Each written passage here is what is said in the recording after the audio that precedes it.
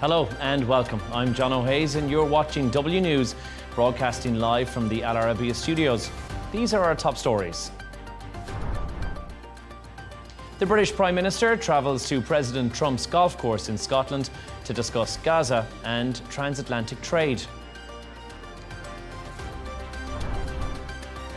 It comes as the US President agrees a major tariff deal with the EU in what's been called the world's largest bilateral trade and investment relationship.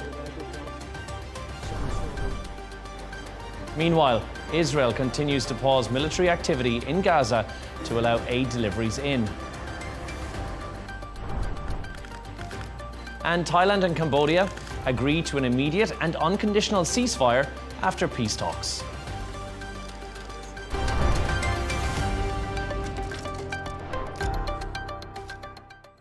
The British Prime Minister, Keir Starmer, has travelled to Scotland today to visit President Trump and his golf course in Ayrshire.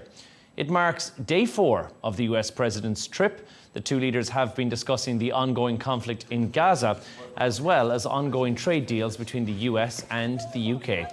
Here's what they've had to say inside Turnberry. And you've done a fantastic job with regard to the trade deal. You know, they wanted a trade deal here for years, many years, that brings unity. We didn't need unity. We also discussed, obviously, Gaza. And I think before we get to phase 2, which is, you know, what's going to happen afterwards, we want to get the children fed. We made a contribution a week ago of $60 million, all going into food. We also discussed inside that we are, you know, there's a whole new thing happening with regard to energy from nuclear. And the Prime Minister's looking at that very strongly. And I know you have Rolls-Royce nuclear plants. That sounds pretty good, right? I love that. We can now go live to Edinburgh to speak to John Boothman, Times political journalist who is based in Scotland. John, thanks for joining us. You were there on Friday. How has this trip been so far? Successful for Trump politically, despite the protests and, of course, the controversy? I think Donald Trump will be very pleased with this trip, to be honest. You know, it was supposed to be a 4 or 5 day private visit.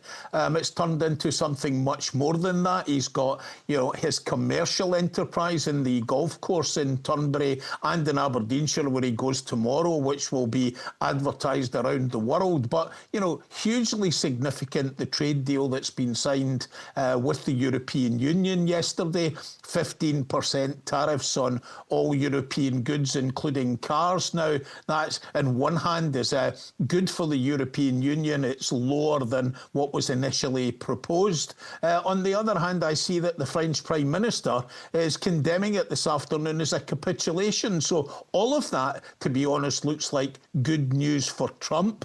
On the protest front, despite the fact that, you know, it's clear that people in Scotland in general are not in favour of President Trump and his policies. The fact is the demonstrations and the protests, of which there were only a couple that took place, were pretty insignificant, I would say. I suspect we'll see bigger numbers protesting against the president when he comes here for that second state visit in 7 weeks' time.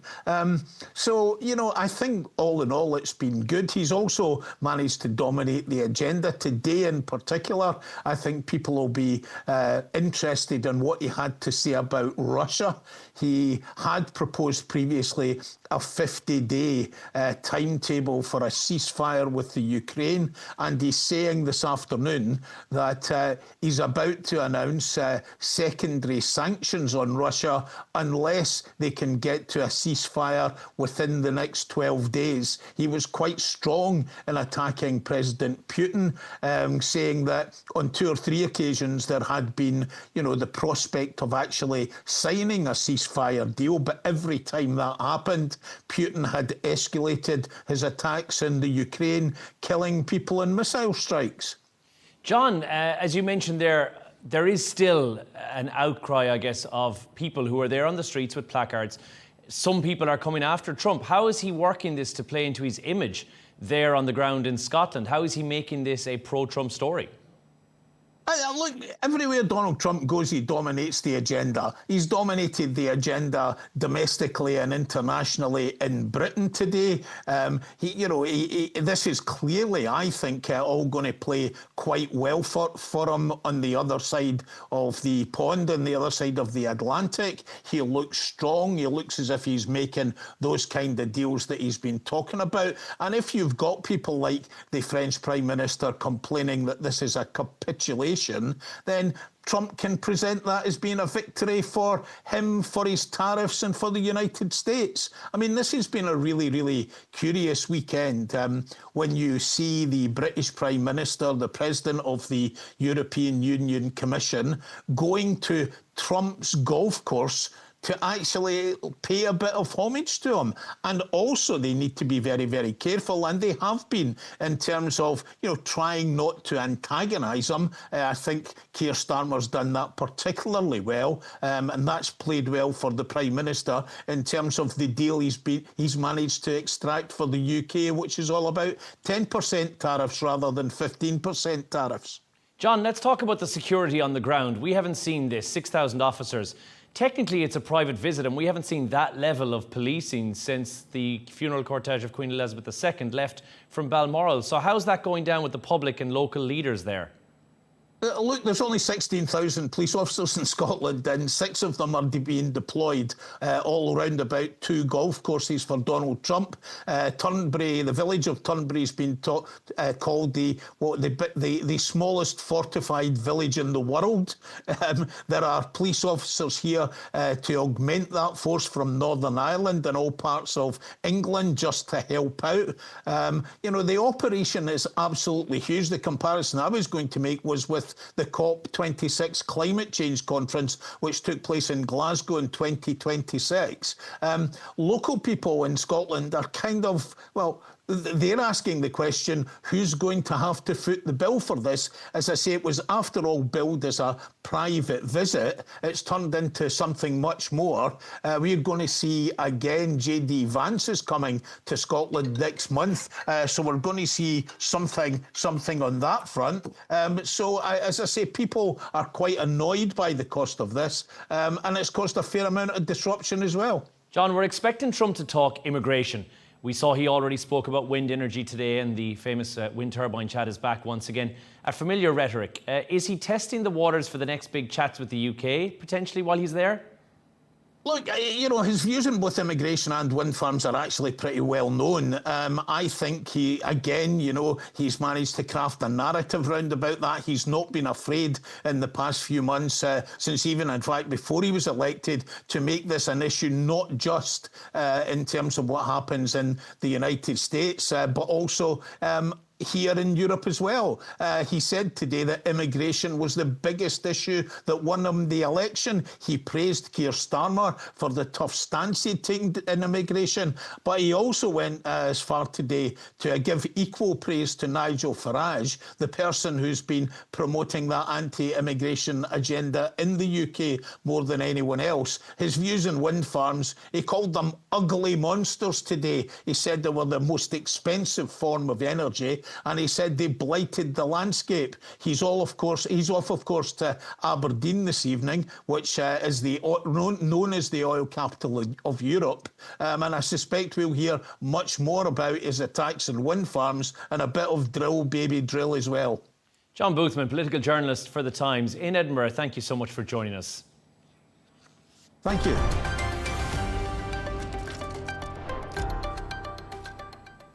The US has finally agreed a major trade deal with the European Union after weeks of negotiations.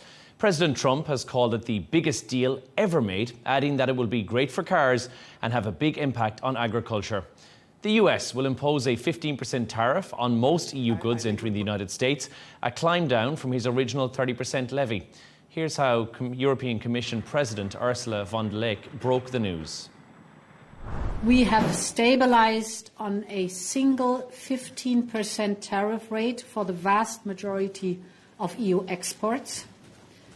This rate applies across most sectors, including cars, semiconductors, pharmaceuticals. We will work together to ensure fair global competition and to reduce barriers between us, tariffs will be cut and a quota system will be put in place. We will also increase our energy cooperation. We can now go live to Brussels to speak to our correspondent, William Denslow. William, what exactly is in this deal? The Trump administration is hailing this as such a major win, but what do we know about it?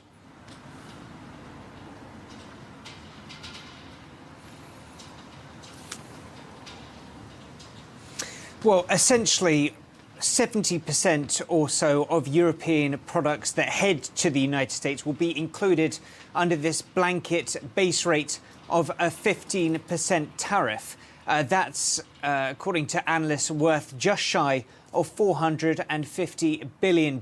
There are some exemptions, there are some carve-ins, some carve-outs, really, looking at what is exempt and what is included in so-called zero-for-zero tariffs. Well, that includes some critical areas such as aircraft parts, semiconductors, certain chemicals as well. Some significant parts of industry that are not included in this 15%. The steel sector, of course, huge here in Europe. Now, that is still subject to a 50% tariff. So certainly seen as a major loss here in Europe, and has been one of the reasons why this deal has received a fair amount of criticism here in Brussels. You also mentioned some of the other factors outside of this tariff rate, more investment. The EU has pledged to pay roughly $750 billion when it comes to spending more on US energy, $600 billion on more US investment, things like military sector as well. That is all part of what Donald Trump says is an effort to rebalance what he describes as an unfair trade relationship. William, we've heard that Trump's personal involvement was actually the key into pushing this deal over the line. So how much credit does he genuinely deserve? And how unusual is this kind of hands-on role, especially in these trade talks?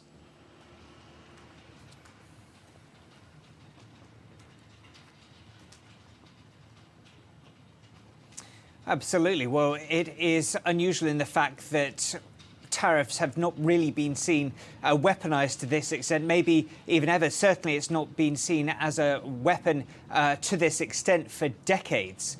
When it comes to the role that Donald Trump played, well, of course, he has very much been leading from the front when it comes to his public threats that we've seen on social media or directly to world leaders, not just with the Europeans, but with nations around the world. Of course, it's important to note that the US, in very many ways, is negotiating with countries across the globe from a position of strength. It is the world's biggest economy. Therefore, other countries have more to lose. There was certainly seen as a hope from many here in Europe that the fact that the EU was approaching this as a collection of 27 member states and not just on an individual country-by-country basis, there might be more scope to push back. That is why many here in Europe are saying this as a huge defeat. We've heard from Viktor Orban, Hungary's Prime Minister, who simply says that Donald Trump ate Ursula von der Leyen, the European Commission President, for breakfast. Vice President J.D. Vance is saying that the EU press is singing President Trump's praises. A slight exaggeration, or is there actually a surprising amount of admiration from the European media from this deal?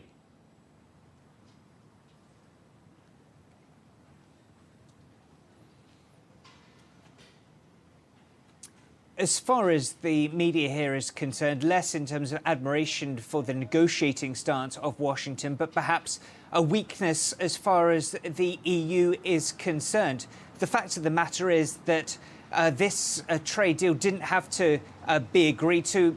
We've heard from negotiators here in Europe that trade was essentially stop if this 30% baseline tariff came into effect from August 1st. But the EU also had some major tools at its disposal should they have chosen to gone down the more aggressive route. They had several rounds of countervailing tariffs worth over $100 billion waiting in the wings to be put into effect should no deal have been met. There is certainly a feeling amongst some here in Brussels that that was an avenue perhaps they should have pursued, considering the fact that at the start of negotiations several months ago, the EU was looking for a zero-for-zero approach, not this 15% baseline that they ended up with.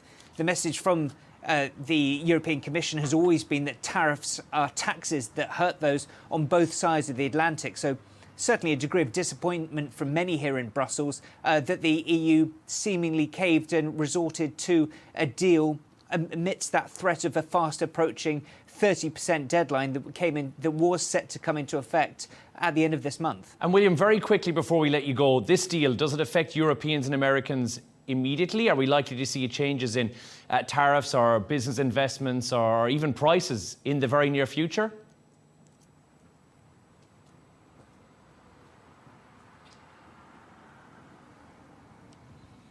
Absolutely. These are set to come into effect from August, and already you see a huge amount of volatility when it comes to trade markets and supply chains. This is something that's been in the works for really several months. We've heard from some industry experts that say that even before Donald Trump was sworn into office, supply chains had already began to pivot on the concerns that Donald Trump could pursue this tariff policies. That gives you a little sense of how businesses have for months been pivoting, but of course diversifying away from the United States. Well, that is something that's very hard to do.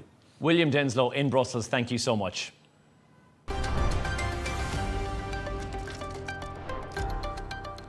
Now let's take a look at some of the other stories making the headlines today.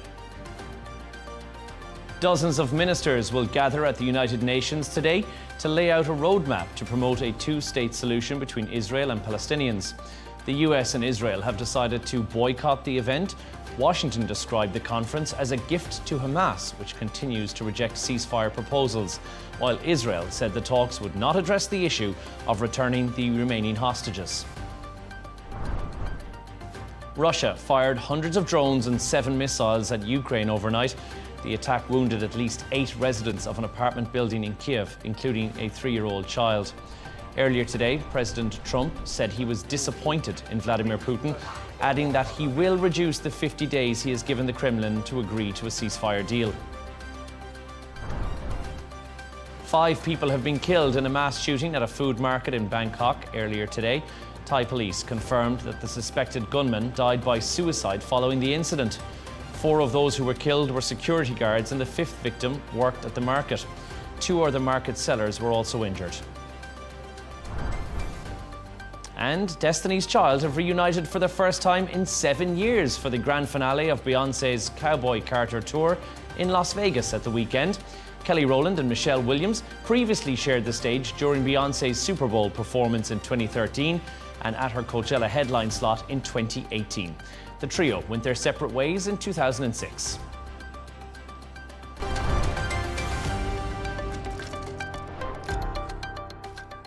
To Gaza now, where Israel say 120 truckloads of food have been handed out in the Strip today.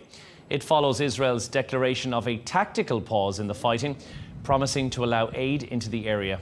The limited break in fighting comes after aid agencies warned of mass starvation in Gaza, with the World Health Organization revealing malnutrition had reached alarming levels.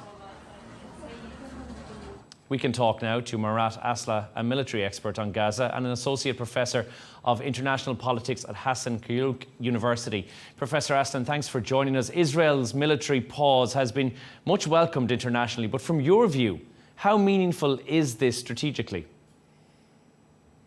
Well, in terms of military thinking, you have to check the ultimate goal, the initial intention, identify tasks, and then you can question exactly how meaningful it is to decide on a pause on daily basis between certain hours. Well, I see that there's no change regarding the goals, because the goal is to evacuate Gaza and West Bank. And what I see that they are just playing for time, and there are some certain differences in terms of event time charts though. It's very clear that Israel's goal is still the same. For instance, they had a negotiation with Syria, and one minister of them claimed that if Syrians receive Palestinians, then there will be a normalization between Syria and Israel. That means they are playing for Palestinians' lives, and they are negotiating just to evacuate it. So there is no change, and pause is something to gain time, and that's it. Professor, you suggested this pause is internal politics more than humanitarian pressure. What exactly do you think Benjamin Netanyahu is trying to achieve domestically with this pause? You know, Israeli policy has always been fragmented, but today it's extremely divided because Netanyahu is trying to balance ultra-conservatives, conservatives, leftists, or extreme leftists. In this picture, some of the political parties demand the continuation of the current situation, and the others demand a sort of ceasefire for the release of captives. On the other hand, if you go and check the settlers, there are some settlers trying to push Palestinians back from West Bank, and also the others demanding elections. There is a great division in the society as well. So a permanent ceasefire means an early election, and the opposing parties will demand an early election. So that's what Netanyahu do not want it. And that's why he has to pledge some sort of concessions to the conservatives. So now we are here because there will be no change in terms of politics then. Will this make the opposition leaders back off a little bit? Do you think that that's the overall plan from Netanyahu when he puts something like this into play? That move seems like it's potentially just to pacify them temporarily. Well, there's a great pressure from the other communities all across the globe, especially publics are rising up and they are denouncing the current developments in Gaza. So that's why Israeli politics are observing exactly to what extent Israeli economy, Israeli politics would be harmed. In this sense, I believe they are pretending to take some measures just to urge the international society that they are complying with the international law. And there will be a court decision, in the coming months. That's important for Israel. And that's why internal politics is much more focused on the reactions of the other communities. Otherwise, for instance, an Israeli cannot go a regular country as a tourist because they feel themselves under pressure. That's why politics is on track of these developments. You've mentioned as well that normalisation within the wider MENA region is clashing with the events in Gaza. Could this limited pause potentially smooth over those efforts? The countries in need of having a support of the United States or Israel, they are normalizing. And Morocco is one significant case. Sub-Saharan region is in their area of interest, and they normalized with Israel. And there are some Jewish community living in Morocco, so that may be another factor. But some African countries, well, they are searching for either material support or sometimes they have a political issue and they want to have the, backing of the United States or Israel. So that's why. Then such sort of pause may be an excuse, especially to tell the local public of these countries that they may have an agreement with Israel and there's a sort of easement in Gaza. International law is increasingly in the spotlight. This ICJ case is looming as well. Is the shift in tone that we're seeing in the last 24 hours from Netanyahu driven by legal calculation, do you think? Well, first of all, we have to mention something. We need a rule of law that's based on order. But now we are subjected to rule of power. In this picture, the one who feels weaker or who are weaker, then that's for sure they will lose it. I think international law is really important to be observed, especially just war conceptualization. The conventions that clearly depicts the war, conflicts, or genocide. In this sense, Israel will experience some hardships because jus ad bellum, jus in bello, these are the two principles of international law regulating especially the conflicts. And well, jus in bello, that means how to proceed a war is totally violated, especially appropriate usage of force or protection of civilians or excessive use of power. These are the norms should be observed, and unfortunately, Israel did not. And finally, before we let you go, is there any indication that this 10-hour-a-day pause could be something longer term or strictly a political tactic just for now? Well, this is not the first time there is a temporary ceasefire or an arrangement. That means there's no trust of each other. I mean, either Hamas or Israel. So any sort of pause, well, I think it does not have any credibility. If both parties agree on a terms of ceasefire with a clear guarantees to Hamas, why not? On the other hand, we have to focus on what? The civilians in Gaza, not only Hamas, because civilians in Gaza are not the same as Hamas. So that's why I think the practice of Israeli army is really important in predicting such sort of poses. Murat Aslan, Associate Professor of International Politics at Hassan Kainlock University, thank you so much.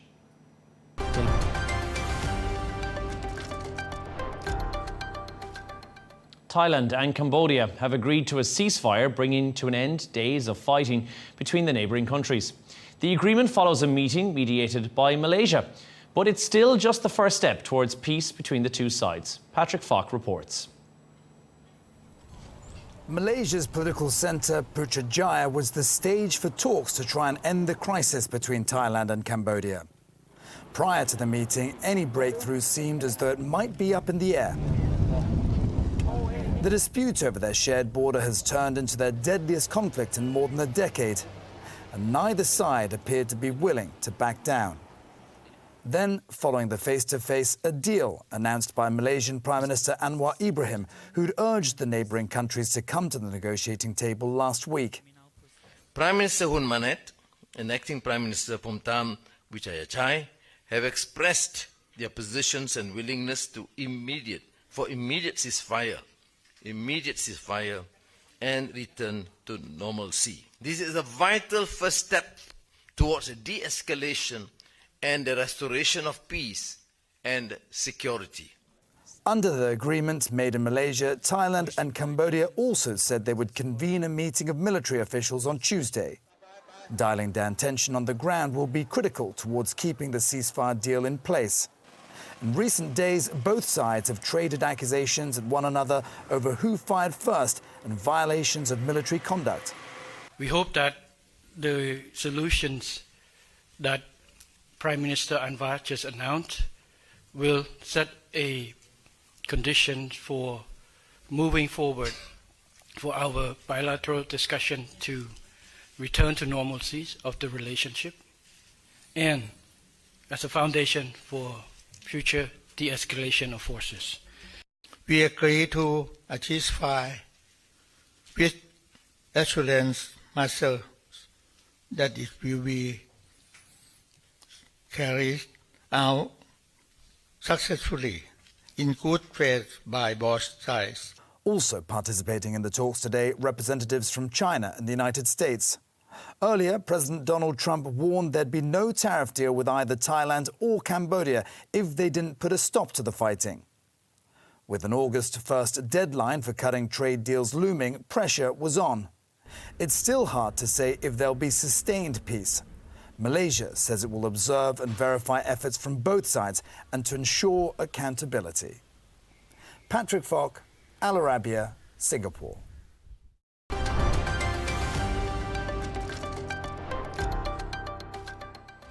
Now let's take a look at some of the top business news today. The US and China are resuming a fresh round of trade talks in Sweden. This comes as Beijing faces an August 12th deadline to strike a tariff deal with President Trump. Since Trump returned to the White House in January, the US and China raised retaliation import levies to more than 100%. Tesla has signed a brand new $16.5 billion deal with Samsung Electronics, the source of AI6 chips. The agreement comes after Samsung acknowledged last year that it had fallen behind in the AI chip manufacturing market. Following the announcement of the deal, Samsung shares jumped by 6.8%, while Tesla stocks were up by 1.9% in the US pre-market trading. Turning to sport now, and Oscar Piastri has claimed victory in the Belgian Grand Prix, holding off McLaren teammate Lando Norris at Spa-Francorchamps. The Australian swept past Norris after the race started an hour and a half late due to heavy rain. Norris failed to pass Piastri during the closing stages of the race as the series of errors interrupted his progress. And England's female footballers have successfully defeated their title by beating the world champion Spain on Sunday. The Lionesses became the first senior England football team to win a major trophy on foreign soil. The squad will be welcomed back to the UK with a reception at Downing Street after winning Euro 2025.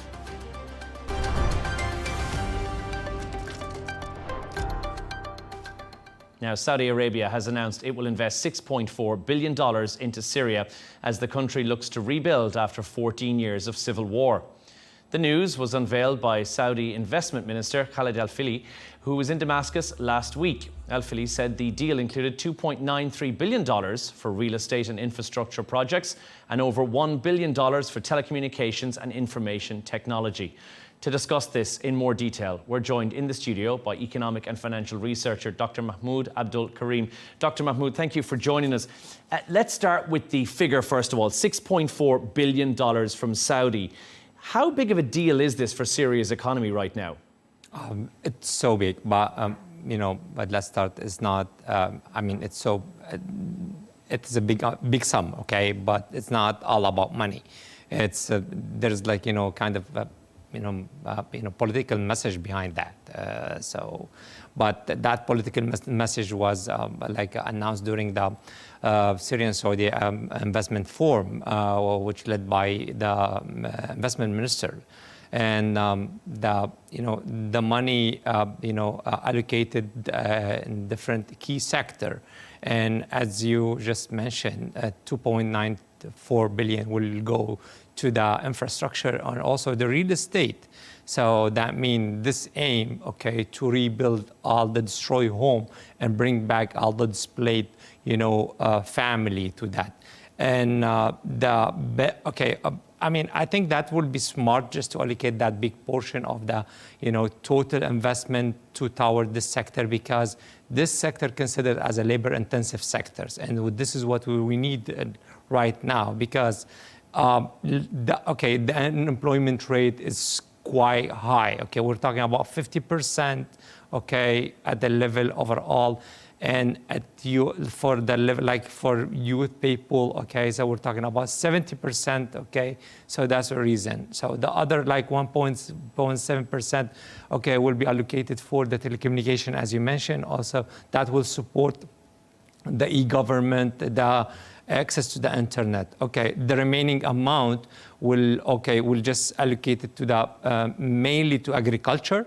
Okay, and I want to discuss to talk about the agriculture. Agriculture is a very important sector in Syria, because prior to the revolution, 10% of the GDP was calculated or was taken from the agriculture, and 70% of the populations were recruited in the agriculture sectors.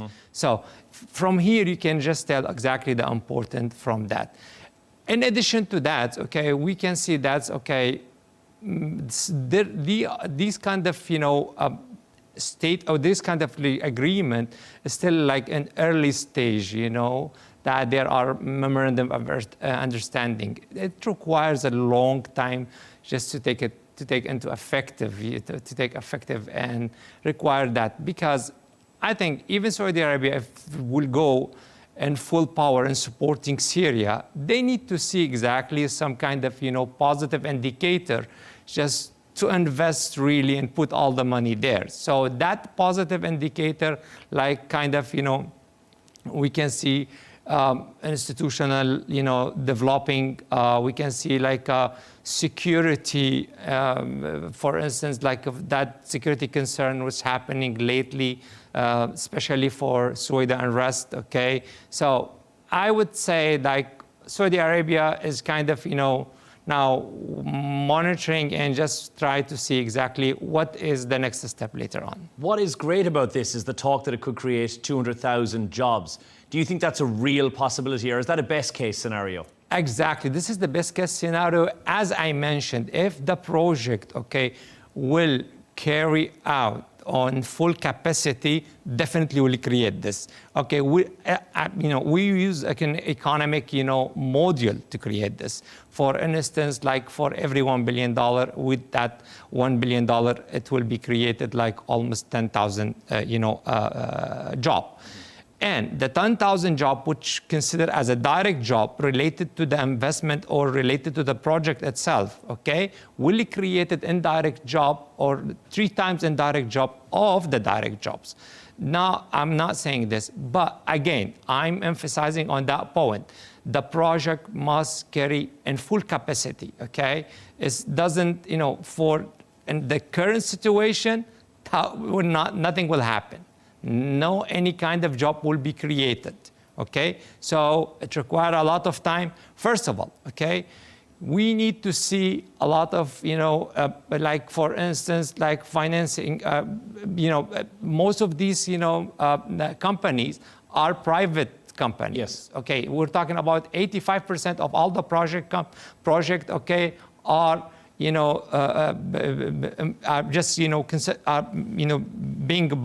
running by private companies. So are we now seeing Syria move away from state-run economy moving towards private businesses under new leadership? Is that what's happening? Definitely. Yeah, definitely. This is exactly what happened. It's a moving from that. And the proof of that or the signal of that, okay, first merging the ministers, okay, less bureaucratic, okay, and reducing all paperwork and bureaucracy and all these kind of, things. In addition to that, so moving to assign a project to provide private sector, give you a clear signal that will be, okay, Syria is moving from, state, okay, owned company to the private open company, economy. Is this the start of Syria moving back into being welcomed into the wider Arab world? So what's the ripple effects that you could see maybe across the region as a result of a deal of this magnitude?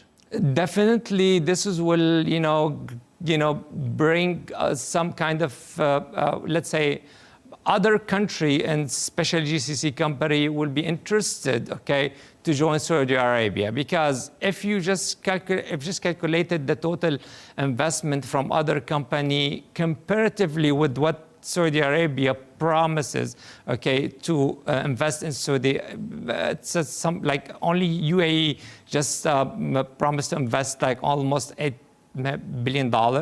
So it doesn't, consider as a big investment. So also, again, the most important things is to look for, stable, security, okay, and also stable economy, and all this. The main concern for any investment to have such, kind of environment to invest there and to have that one. And you loosely answered this as well, but other countries, are they showing the same level of interest in rebuilding Syria, or is Saudi Arabia really leading the charge on this one? Will other countries now follow suit? Is that the hope? Definitely. They will chase, once they will see that, because I mean, that,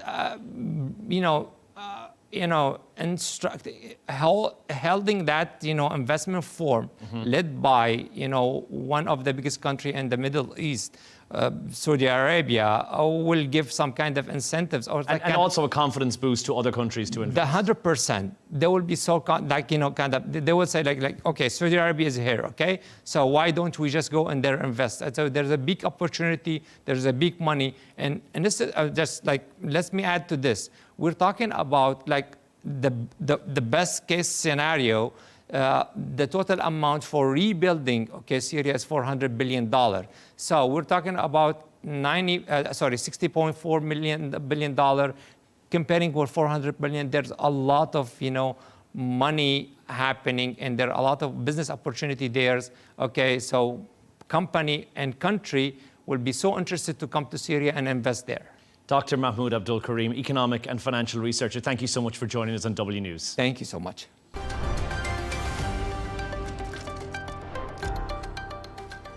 A reminder of our top stories today. The British Prime Minister travels to President Trump's golf course in Scotland to discuss Gaza and transatlantic trade. It comes as the US president agrees a major tariff deal with the EU in what's been called the world's largest bilateral and investment relationship. Meanwhile, Israel continues to pause military activity in Gaza to allow aid deliveries in. And Thailand and Cambodia agree to an immediate and unconditional ceasefire after peace talks. That's all from us on W News. Don't forget, as always, you can subscribe to our YouTube channel and follow us on X. The Real Deal with Tom Burgess-Watson is on the way next, and we'll be back in just a couple of hours with W News. But for now, goodbye.